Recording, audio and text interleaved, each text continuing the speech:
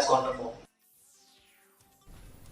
The Meghalaya State Pollution Control Board, in collaboration with Hulladek Recycling Private Limited, today organized awareness workshop in an effort to create awareness on environmentally sound management of e-waste. During the inaugural function, an e-waste bin was also launched.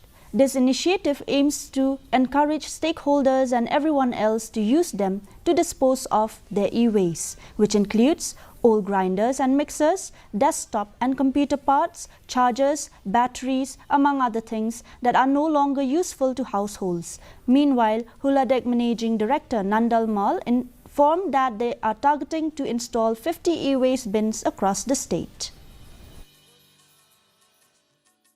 3 years, we have some very able partners in Shillong who've been working with us, and we feel that the entire Northeast is quite, unaware, or the level of recycling of electronic waste is currently quite low. So we wanted to spread that word and also ensure that maximum e-waste from all of Northeast, specifically from Meghalaya, gets recycled, and we continue to enjoy the nature that we've seen growing up, and we don't end up losing it. That's the whole idea.